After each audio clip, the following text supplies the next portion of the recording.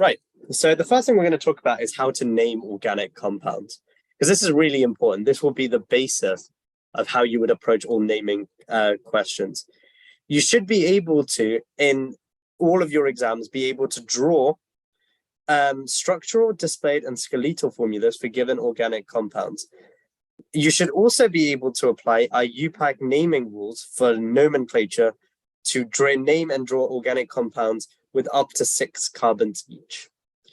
So starting with just simple kind of key terms that you need to know for organic compounds. So the functional group is the reactive part of an organic molecule. A homologous series is a family of organic molecules with the same functional group, similar chemical properties, and different numbers of carbon atoms. Basically, a homologous series differs by 1 carbon atom each time as you go up in the series, kind of like a sequence, but sequences with the same functional groups. And this homologous series is displayed and shown via the general formula. So a general formula applies to homologous series. The number of atoms of each element can be determined from this general formula, therefore. The empirical formula is the simplest ratio of elements in a molecule. The molecular formula is therefore the actual number of atoms of each element present within the molecule. For example, the empirical formula of glucose is CH2O, but the molecular formula is C6H12O6. Displayed formulas is where you draw out every bond.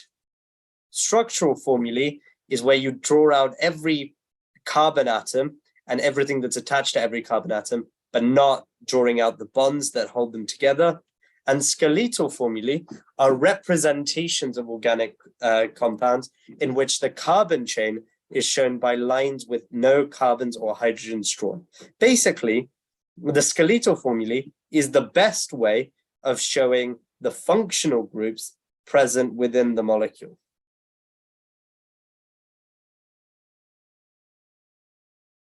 Okay, so how to calculate an empirical formulae? This is very important. So an empirical formulae can also be thought of as the molecular ratio. So if we've got 240 grams of carbon and 44 grams of hydrogen, the molecular ratio will be based on their number of moles, right? And we can calculate number of moles by dividing the mass by the MR. So mass over MR, 240 over 12 is 20. And 44 over 1 is 44, which means that you have a 20 to 44 or a 10 to 22 ratio. Now, to get that in its simplest form, what you can then do is keep dividing 5 to 11 to get the simplest ratio format of the number of moles of each element. The other way you could have done that is you could have done 20 over 20 and 44 over 20 to get a ratio in terms of 1 to whatever the ratio would be. So 44 over 20 is 2.2. So 1 to 2.2. And then basically multiply that up until you got a whole number response. And that would then also still be 5 to 11, which then means that the empirical formula is C5H11. Does that make sense? Okay, now going from empirical formulae to molecular formulae, the best way to approach that would be to work out the MR of the empirical formulae, which here was C5H11, which means it's 60 plus 11 or 71. And the molecular MR of the actual compound, which is 142. Do the MR of the actual divided by the MR of the empirical, which is 2. That means that the number of each element is just doubled. It's 2 times more in the actual formulae. So the molecular formulae should be C10H22. Quite simple. And then a structural formulae, you can then just draw out. This is an alkene, so this is decane, and then it's just a long line with a decane structure. And then skeletal formulae, you just draw by drawing those skeletal structures out. So the process of naming a compound, the first thing you do is you work out the length of the longest carbon chain. So this will give you the stem of this compound's name. So if it's 1 carbon, it'll be meth, 2 carbon, eth, 3 prop, 4 bute. And then from 5 onwards, it's the same as how you would name any shape. So pentagon, pent, hexagon, hex, 6-sided, decagon, 10-sided. That's kind of the idea. You just name it in the exact same way you would name kind of a shape. So the only 4 you need to remember is meth, eth, prop, and bute. And those are the important ones. Then find and identify any functional groups. So this will help give you the prefix and the suffix of the compound. The key functional groups you need to know are mentioned here. Again, I'm not going to go through them because, again, you don't need to worry about going through them, but these are just the key ones that you need to know, and I would take a note of them either through watching this or taking just some sort of screenshot of these tables. But again, these are really important.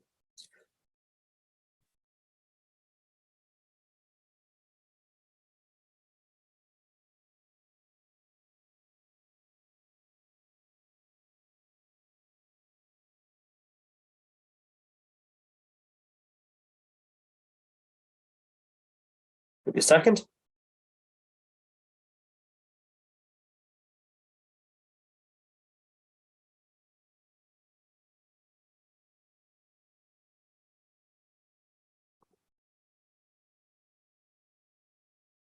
Okay.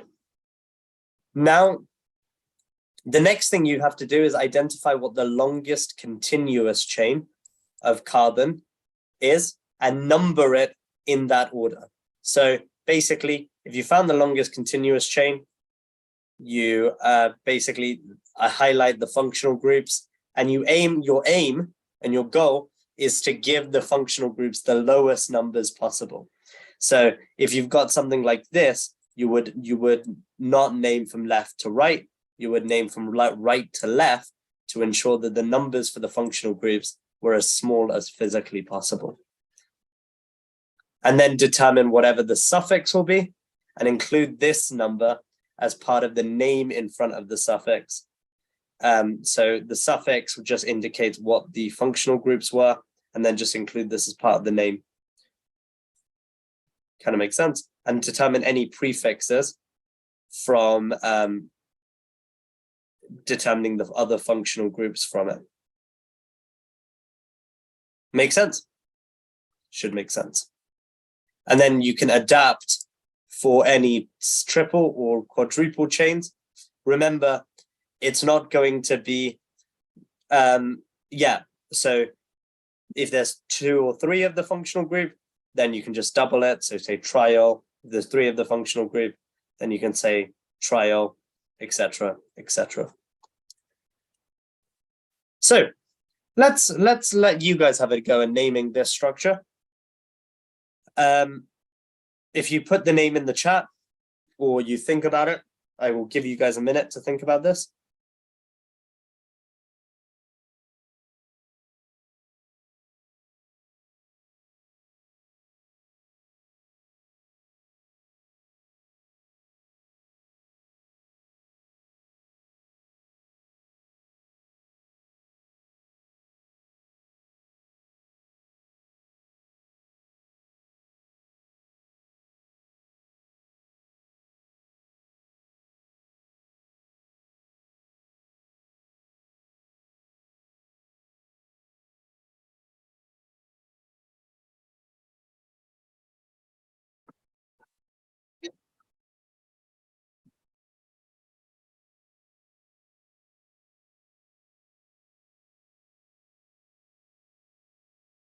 Okay, any other thoughts? Put them in the chat.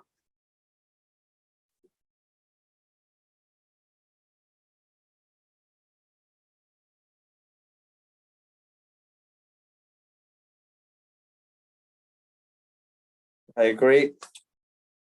Okay, we're getting agreements. Yeah, so it would be 2 bromo, 1 iodopropane. The reason is, and note how it's not 1 iodo, 2 bromopropane. So you put it the opposite way around. And the reason is because of alphabetical ordering. So you keep them in an alphabetical order. So bromo comes before iodo. But the numbering, it happens in terms of trying to ensure the lowest numbers possible. So if you had gone right to left, you would have said it would be 2 bromo, 2 iodo, 1 bromo. You wouldn't do that because it would be 2 and then 3, which then wouldn't work. So it's better to keep it at 1 and 2, shortest numbers possible. And again, this is exactly the same way to do it. So if you're drawing it out, you just go the opposite way. So you take your structure, you identify what the functional groups are. So this is a carboxylic acid. This means that the longest chain is 3-chained, and this means that there's a OH group coming off of carbon 2. So carbon, carbon, carbon, O, OH, OH, and then fill in the hydrogens. Kind of simple, but just basically the best way to do that is to break down the structure into its constituent components, break down the kind of ordering of it, and then kind of draw from there. And as you can see, kind of looks like that. All right. We'll talk about isomerism actually more when we talk about the different types of alkane, because it'll be more commonly in alkenes, but we'll start talking about fractional distillation of crude oil.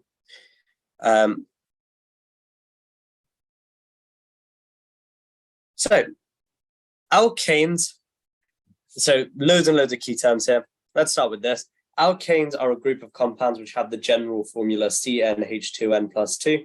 They're considered saturated hydrocarbons, which means they have no double bonds, and they have the maximum number of hydrogens for any given number of carbons. Saturated basically means any compound that only contains single bonds. Unsaturated means it has double bonds as well. A hydrocarbon, very important because it's very different from just generally an organic compound, but a hydrocarbon is a compound which is made up of only carbon and hydrogen, whereas organic compounds are predominantly made up of carbon, but can contain other elements like nitrogen and oxygen. A cycloalkane is a special type of alkane, which is still saturated, but has the general formula CnH2n, which is the same general formula as alkenes. And the reason is because they're joined together in a cycle, which basically means that the ends, which on a normal aliphatic chained alkane, the ends which then have 3 carbons each, because they're joined to each other, they both lose a bond, which means that they only have 2 carbons each. Petroleum is a finite fossil fuel, which is made up of mostly alkanes, but also loads and loads of other structures, and is obtained by drilling millions and millions of years. And it's basically compression of plankton and dead matter over millions and millions of years under very high pressure, which has caused a massive condensation of their energy. And that energy then creates an energy-dense sludge. Energy-dense sludge is then petroleum. And fractional distillation is the process by which mixtures of hydrocarbons in crude oil can be separated based upon their different boiling points in a fractionating column. So what you do is you heat petroleum to a gas. So you've got petroleum liquid. Petroleum is then heated into a gas. You put this gas in a fractionating column. The gases then condense in the column, and the gases rise according to their boiling point. So higher boiling point gases rise less, lower boiling point gases rise further up, and they condense higher up in the column. And then they condense, they cool, they come back into a liquid, and then the separation is complete, and you collect your mixture. I'll give you a minute to write that down. It's quite an important piece of content.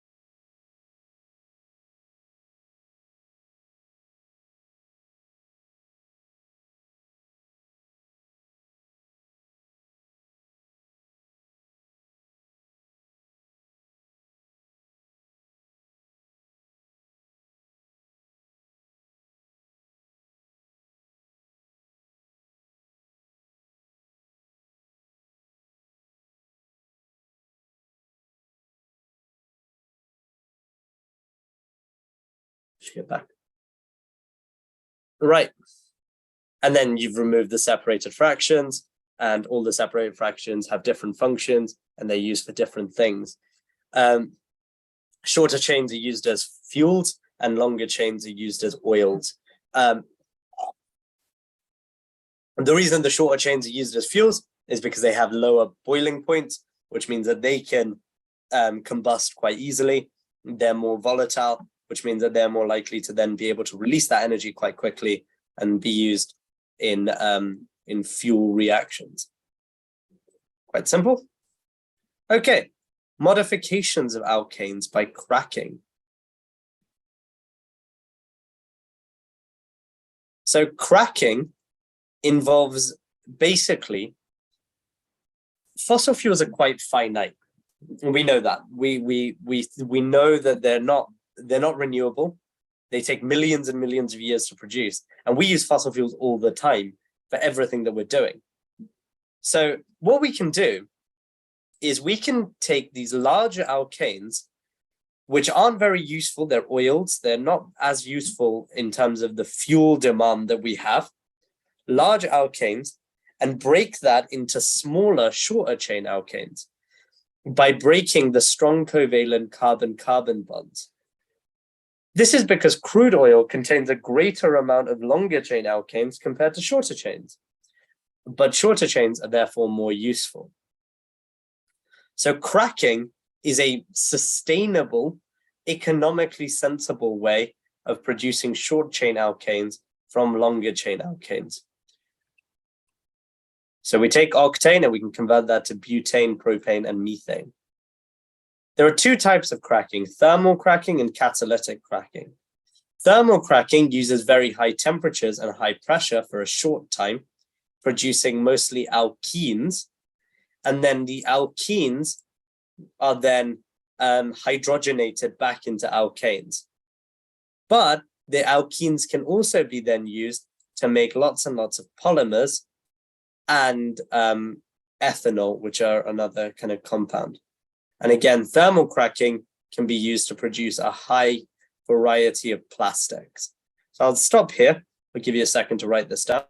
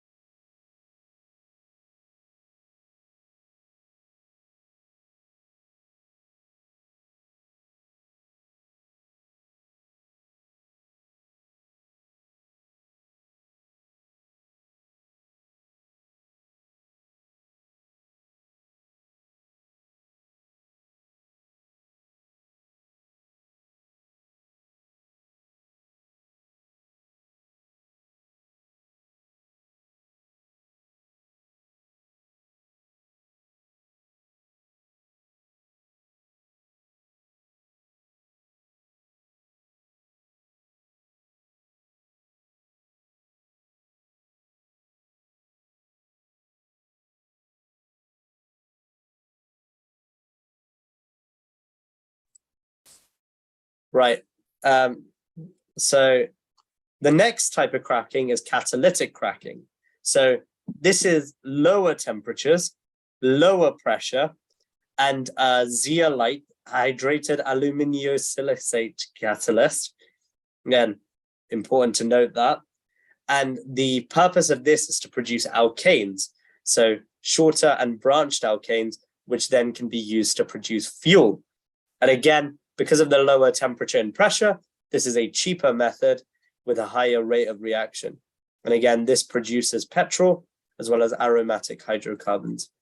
So again, I'll give you a second to write this down.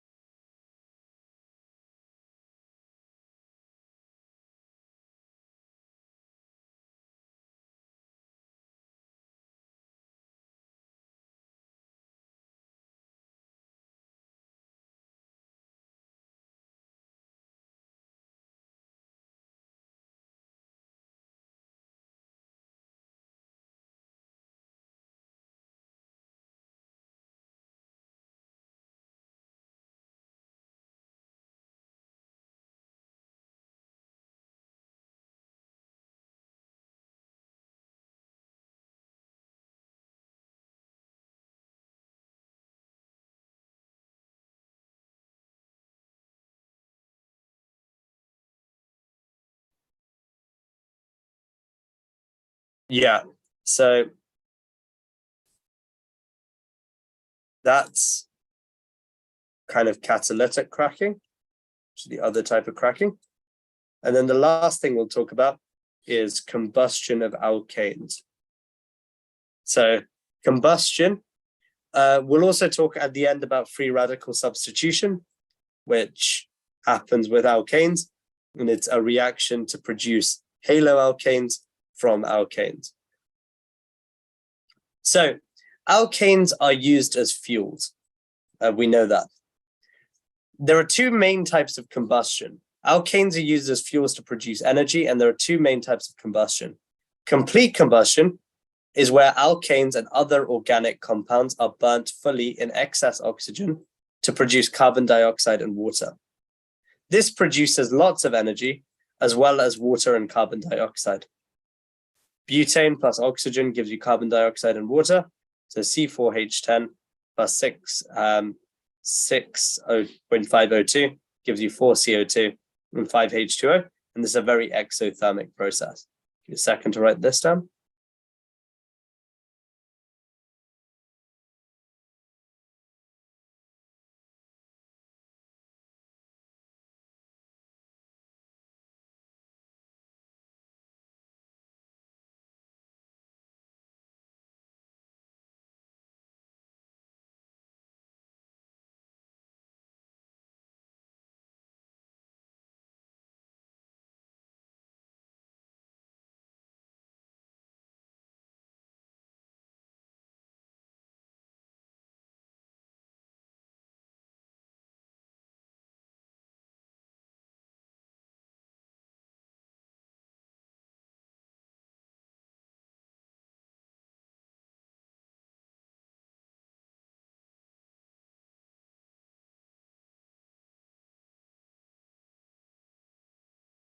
Right.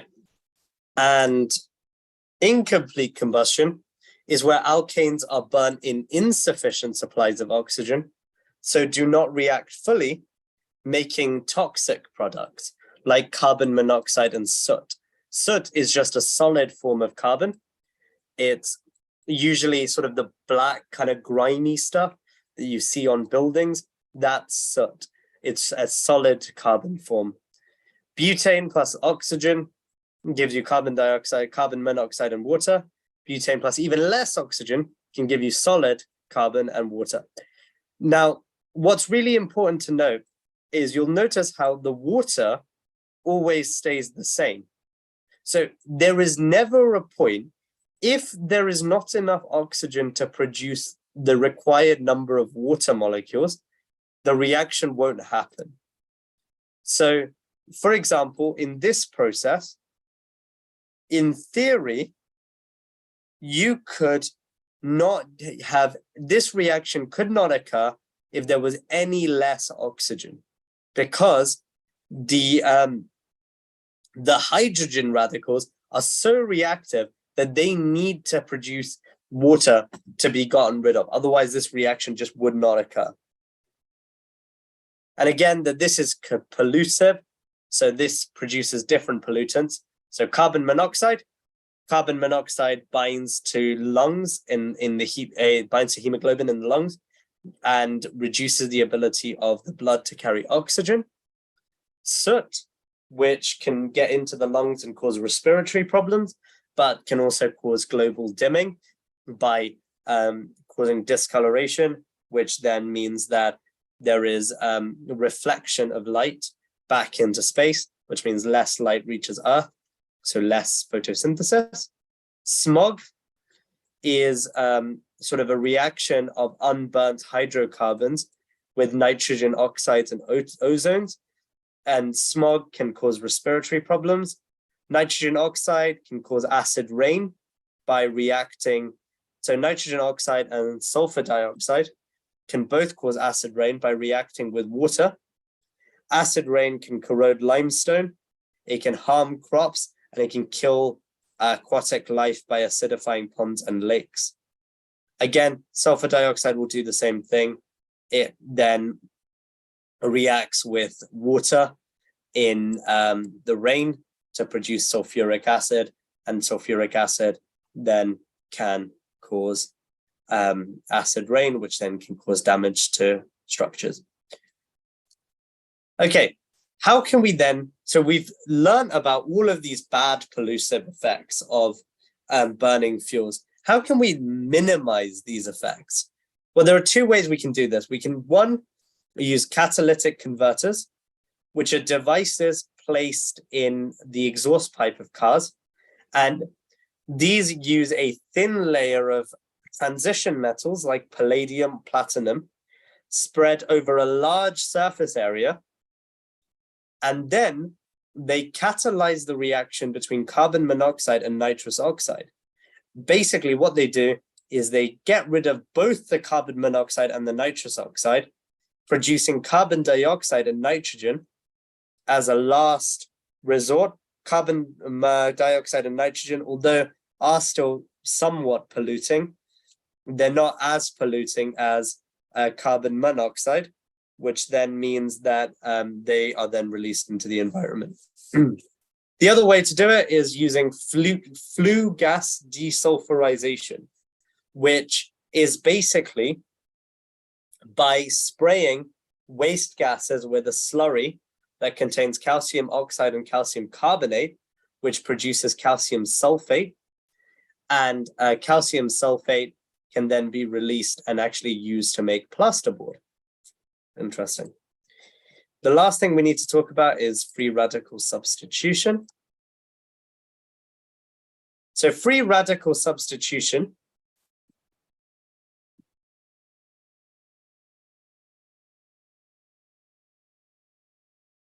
is the process by which reactive free radicals react with an alkane to produce a haloalkane. Realistically, this is only used from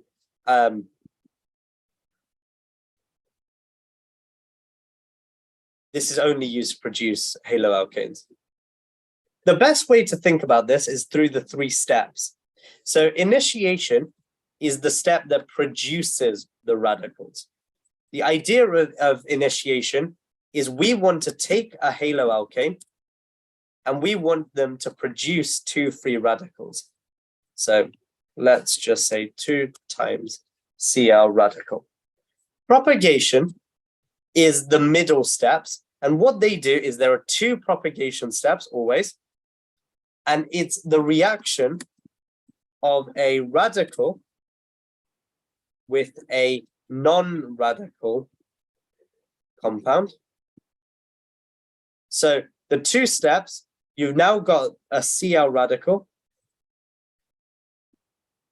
and that can react with an alkane, so a non-radical, to produce a radical.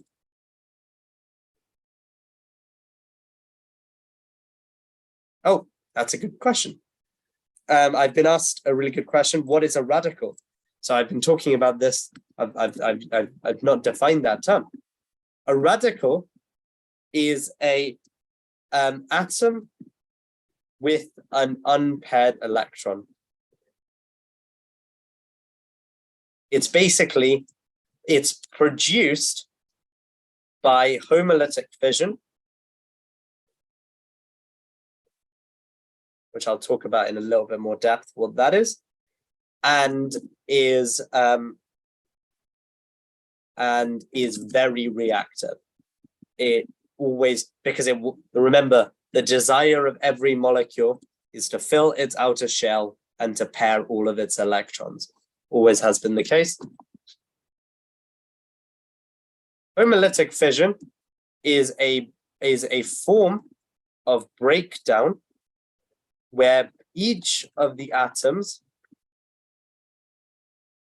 get 1 electron from the covalent bond.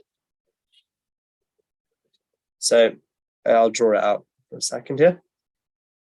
Let's say you've got a Cl.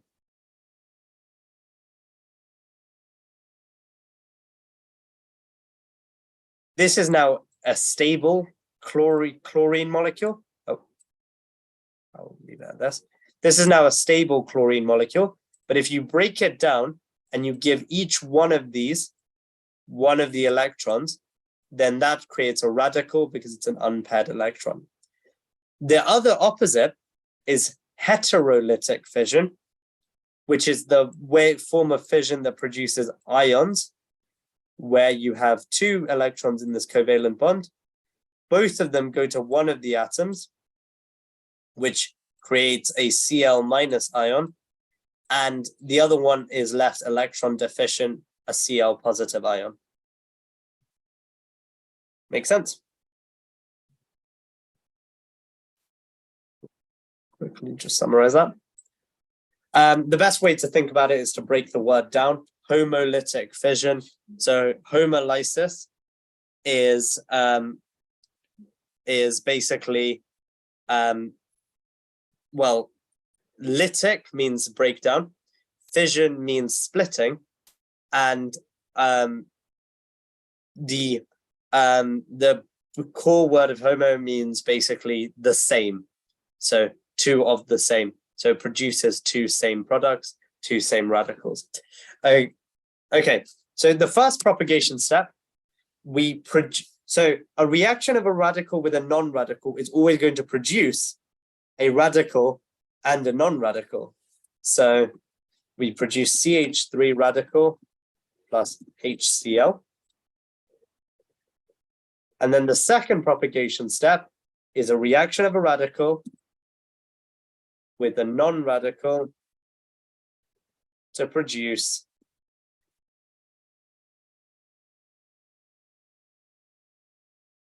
a non-radical and a radical.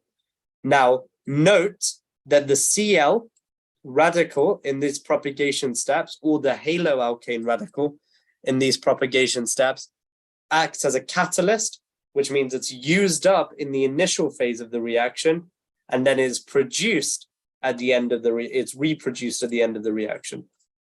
And then termination is two radicals reacting to produce non-radicals.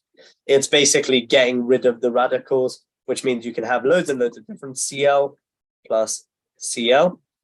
which gives you, again, Cl2, that's reproduced. CH3 plus Cl, which gives you another CH3Cl, or the last one, even a CH3 plus a CH3 gives you C2H6. And again, they're all valid forms of termination steps. This proper initiation step needs UV light to occur.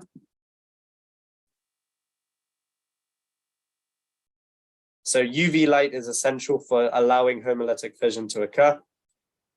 And that's kind of the core bits of free radical substitution. I will give you guys a second to write that down. 2 minutes.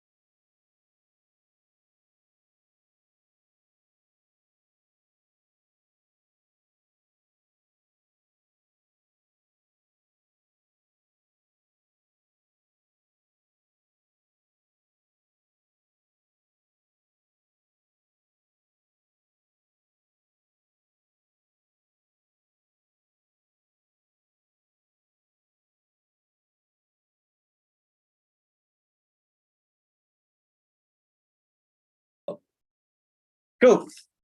That's kind of it for all the core content that we have to cover today.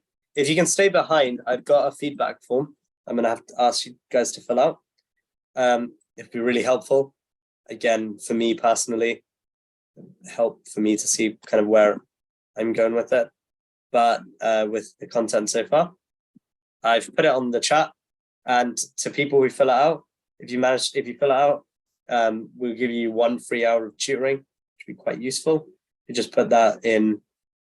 We'll give it to one random person who does fill out. Be quite useful for us. But so